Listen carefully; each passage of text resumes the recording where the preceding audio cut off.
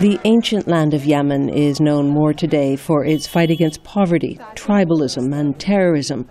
Perhaps it's not the best place for an American couple to build a house. But that's what scholars Stephen and Kate Steinbeiser recently did, giving themselves the added challenges of making it environmentally sustainable in a traditional Jewish design, primarily out of mud. When we first started, the neighbors around us, who generally have more modern homes, that is built in cement, kind of made fun of me as the foreigner, new to the block and not knowing what I was doing. Undaunted, Steinbeiser, the resident director of the American Institute for Yemeni Studies, hired architect Abdullah al-Hadrami. Together they devised a plan showcasing Yemeni craftsmanship while paying homage to the Sana'a Quarter's once vibrant, now dispersed Jewish presence. A brave statement in a country al-Qaeda calls home. It was all done by hand.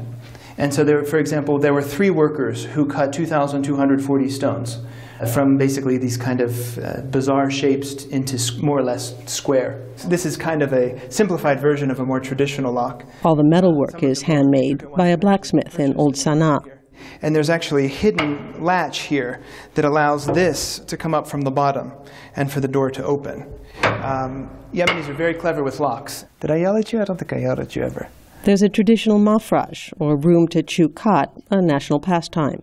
We don't use it as foreigners. We don't really use it for chewing khat, but most Yemenis do. And the point is that you're at a high point, of a city or a place, and you're surrounded by windows, so you can look out. And this is actually individual mud brick. The main feature, though, from traditional Yemeni architecture is the use of mud. Mud bricks, mud plaster, with, in some places, a coating of animal fat to seal it tight. This room is a very cool room of the house, especially in the summer. Mud architecture has that effect. It's basically a type of insulation that allows temperature to remain constant. Not only does the mud make air conditioning unnecessary, it offered another benefit during the tumultuous uprising of last year. My Yemeni friends would reassure me by saying, well, if there's a bullet that goes through the wall or something, it's not a big deal. It's mud, you just patch it over, and it's fine.